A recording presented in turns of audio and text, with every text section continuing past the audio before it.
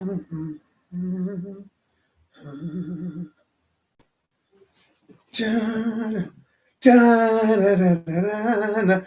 everybody. Good afternoon, ladies and gentlemen, boys and girls, moms and dads, children of all ages. Welcome to Living on a Thin Line with Tony Vicich. I am Tony Vicich. We come to you 6 days a week. Man, I always got to catch myself in that. Don't want to lie to the people. 6 days a week at 2 p.m. Mountain Standard Time. We are your daily distraction from all the anger, anxiety, weirdness, and hoopla in the world. Today, we come to you on 3 platforms: Comedy Schools, RadioNetwork.com, YouTube Comedy Schools, and right here on a Facebook Live. Hello, Tina and Mike Lawson. It's not just a podcast, it's a community. We have been doing this show since sometime towards the end of March of this year. It was a way for us to have a break from all the insanity and anxiety and hoopla of the world. And how much the world has changed from, say, March 1st of 2020 till now. A different president, different people in Congress, a world that all of a sudden had to go indoors and stay indoors. Over 300,000 Americans that were with us in the beginning of this year, no longer with us, pushing to 310. Science doing incredible things right now. And through it all, and able to do constant changes in our business models, this show has been one of the steady ships in our sea. I got someone in here who's got a helmet. They want to show a helmet. So this, of course, is my grandson, Sullivan. There he is, and he's wearing a very cool Star Wars helmet, which we found today at Mr. E's Comics. Now, I don't know if Brian and those guys have a website. I'm sure they do. Mr. E's Comics in the sleepy little hamlet, in the sleepy little burg of Maricopa, Arizona. There is a comic book store, which has become my new Jones. We're trading comics and buying comics, getting comics and getting upset because someone's beating us to comics, and it's becoming a whole thing. And Sullivan and I go up there once or twice a week. And today, sitting behind the counter, they had that Star Wars helmet. We go, got to get it before the original Star Wars pilot wakes up in a stupor someplace in some galaxy far, far away and realizes he lost his helmet and comes looking for it. So if you happen to be I'm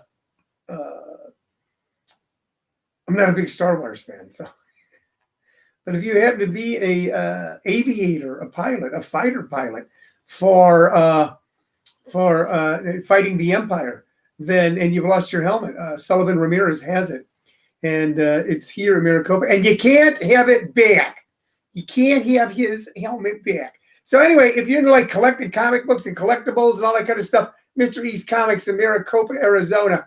I'm sure they have a website. Check it out. They have a lot of cool stuff. They're great people. I just think it's so neat. I think it's so swift. I think it's so peachy keen. I think it's so cool that our town, which I really like this town. I like it a lot. I don't know if I'd liked it when I was 22 or 32, but I love it now, and I loved it, from the time I moved in. We're not a real big counterculture town, alternative town. We're not that. We're a suburb with not big box stores, but, chain stores. There are some really cool local independently owned businesses, shops, and restaurants. For the most part, we look like a lot of Greater Phoenix. But we have our own comic book store. Yes, Mr. East Comics, and I'm getting cool stuff up there. I might show you some of it later on if you're lucky, if you hang on. There's a lot of cool things going on in the comedy neighborhood tonight that I'm going to tell you about. Live on Zoom this evening at 7:30 p.m. Mountain Standard Time, I will be doing Class Clowns. Class Clowns is the longest running comedy showcase in the Valley. People have gone from their first show to national television. It's kind of wild to watch how so many of the people who started with us, the things they've gone on to do in comedy and in other venues. Some of them have gone into the business of comedy. Some have gone on to become actors of not superstardom, but stardom and regular success. It's cool to watch, and it all starts with this showcase, which we have been doing since September 2001. I say 20 years, but 19. What the hell? September 2001. We have been doing this particular, or maybe it was October 2001, thereabouts. Yes, I'm sorry. It was October 2001 that we did our first advanced comedy showcase at another club in the city. And now we are on Zoom and at JP's Comedy Club. We're doing a live show for you Sunday at 5 p.m. In order to attend the Zoom show tonight, all you gotta do is send me a private message. I'll send you a link. Sit back in the comfort of your own home and experience, avail yourself of the experience of seeing people, a few of them doing their very first show, and be able to track their success and fame, or end up seeing them on some tabloid television in an orange jumpsuit. So I got that going. Tonight I'm doing a live version. Sunday evening, I'm doing a live version of it over at JP's Comedy Club at 5 p.m. Tickets are only $15. If you're in the greater Gilbert area and you're looking to have some fun on Sunday afternoon, we are your answer. Also tonight at JP's Comedy Club, an alumni of ComedySchools.com, Michael Longfellow is headlining the show. Michael Longfellow, very funny guy, now lives in Los Angeles, came back home to do a weekend with us. He's been on Conan and he's been on NBC's Bring Me the Funny. And we are expecting, we're hoping for him big things in the future when we can finally get out and about. So I've been getting out and about less. I know some people go, there's a vaccine. Let's just run naked through the streets. They got themselves a vaccine now. How about we all just get naked and run through the streets? I'm not doing that. Anyway, I don't want to do that and scare the kids. They probably kick me off my seat on the board of directors of the Maricopa Homeowner Association. I don't know if I would take that risk. Speaking of risks, I read an article today about a show that Richard Pryor did in 1977. A show that Richard Pryor did in 1977 at the Hollywood Bowl in Los Angeles, California. Well, Hollywood, California. But Hollywood's not a real city. It's not an incorporated town. It does not have its own mayor. It does not have its own charter. It's just an idea. Hollywood is just an idea. And it was one of the early, it was an early organization championing gay rights. But Richard, being Richard, got pissed off backstage because the show was for gay rights, and he looked at the audience and all he saw were white people, well-dressed, upper middle class white people.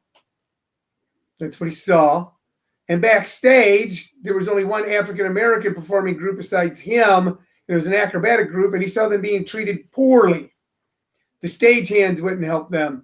They weren't paid attention to, where the ballerinas were fawned all over. So Richard Pryor went out on stage in front of 17,000 people. And it was a show where they were trying to take the high moral ground. So therefore, they weren't talking about anything about the intricate, intimate activities that one engages in and whom they engage in it with when they are of that nature, and just lambasted these people to the point of being booed and catcalled. Booed and catcalled. Said, I don't care. I don't care. You don't care about black people. And it's an interesting thing. You should look it up and read about it. And I realized it was just a couple of years later that Richard Pryor did what was the seminal, which could basically be the end-all, be-all comedy special, Richard Pryor Live on the Sunset Strip. I just realized, I was watching some videos of him earlier in the day, and just realizing just how funny he was and how devilishly excited he was when he was performing and in the moment, and how he couldn't help but push that envelope. But every time he pushed it, it was hilarious. Not hilarious at all. There were a lot of white people who didn't like Richard Pryor. People didn't like black people, didn't like Richard Pryor. People like Bill Cosby. He's clean. See, that Bill Cosby's nice. He's clean. He's well-dressed. Yeah, Richard Pryor, I don't know. He's kind of weird. That you just saw the pure joy this guy had in performing stand-up. And I don't know if they had much pure joy in anything else. But that on any given night, it would blow up in his face so bad, it would scar him worse than when he set himself on fire. And then I read a Facebook post from a female comic a couple weeks back about by a female comic named Felicia Michael. She's a comic, happens to be female. She's very funny. One of those people who's been at the Comedy Store forever. All right. And there's those people that, and the Comedy Store is probably the last of them. A long-running comedy club that has its own culture, where people basically turn that into their home. And I don't say anything wrong with it. It's kind of cool. You have a home. You have an artistic home. And watch people come in well after them and then oftentimes go far past them. Not always. Some people go on to fortune and fame. Bruce Willis was a bartender at the Hollywood Improv. Can you imagine being a struggling comic for years, trying to work it out, trying to get noticed by casting agents and producers and directors, and a guy who you were tipping $1 a couple years ago is now on national television. It goes on to be one of the biggest stars of all time. That's some of the weird things that happen to you in Hollywood. But Felicia wrote a little article about when she was a young comic at the Comedy Store, and Richard Pryor came in working on a set, and she was just thrilled. She was just excited. She couldn't wait to see her idol. He was one of the reasons she decided to get into stand-up comedy. She liked what he did. And he ate it.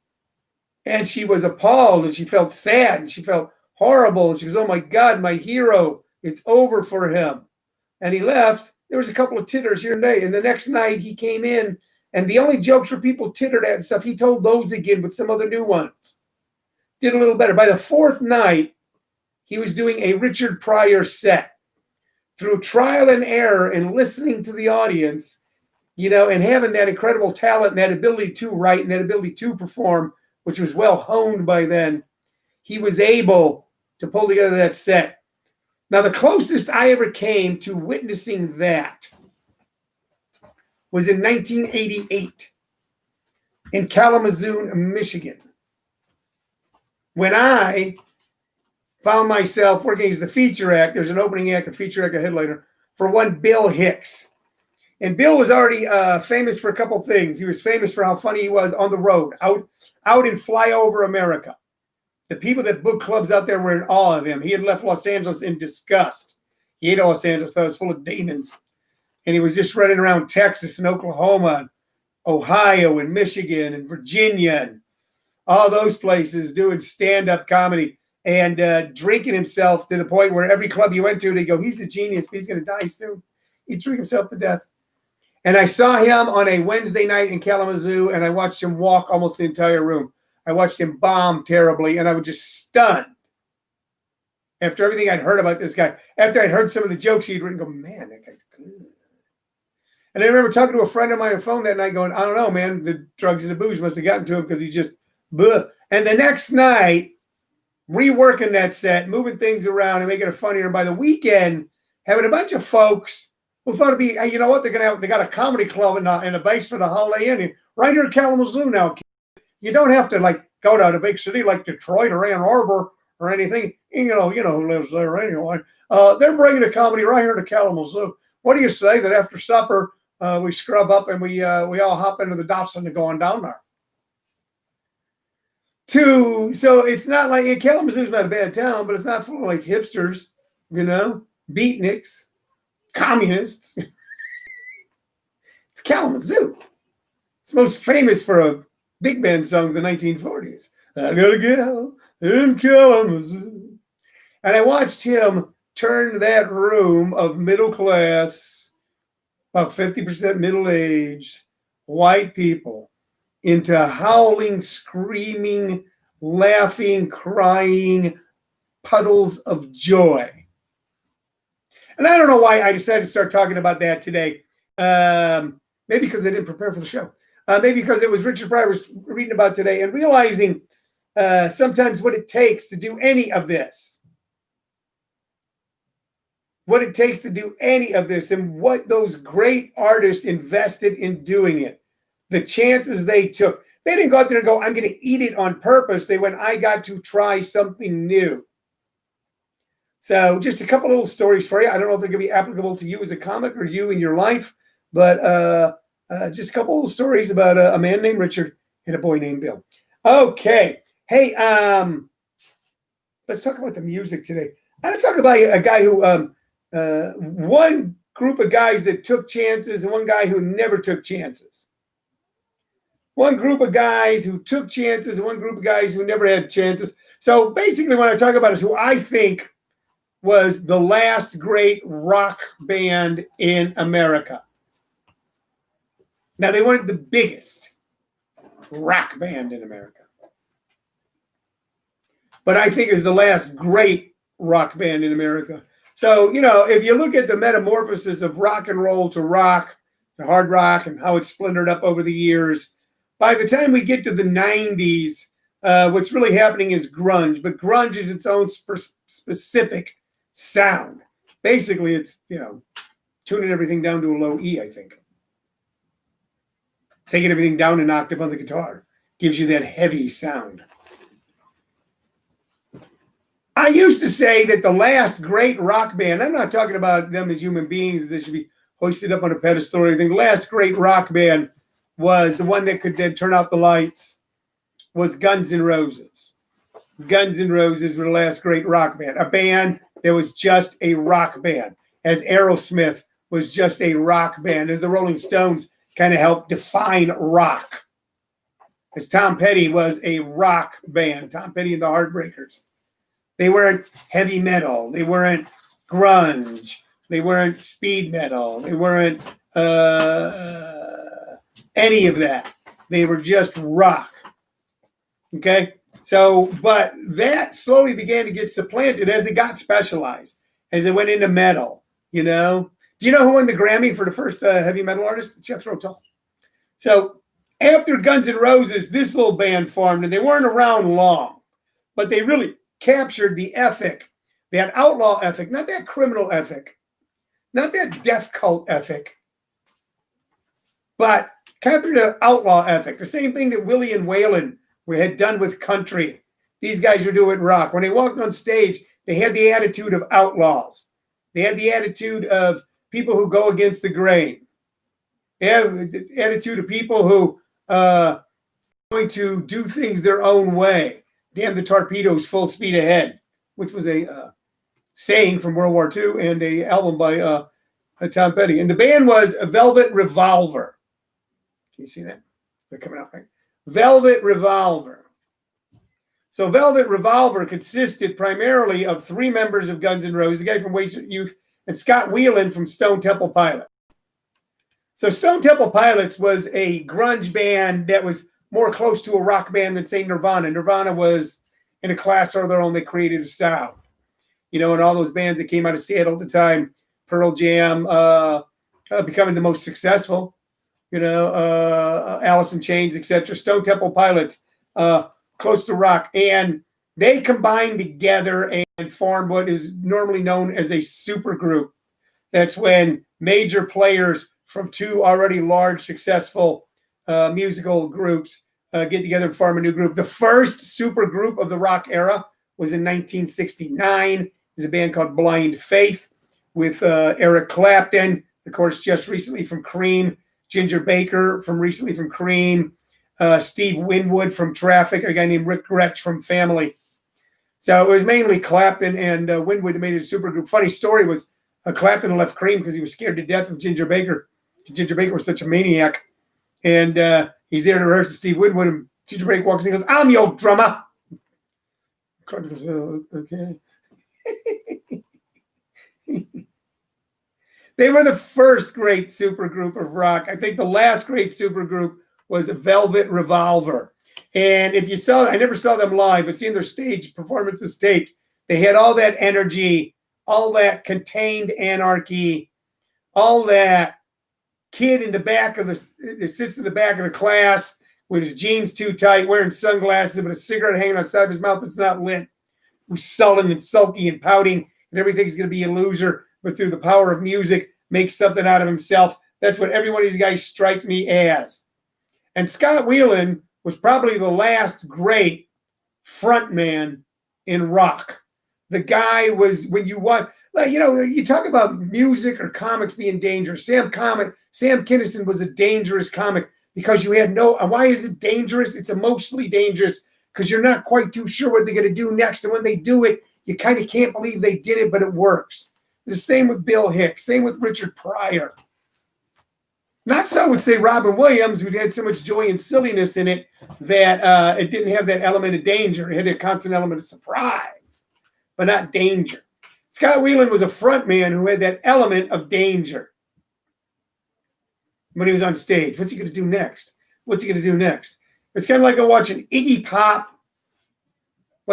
Pop, Ted Nugent,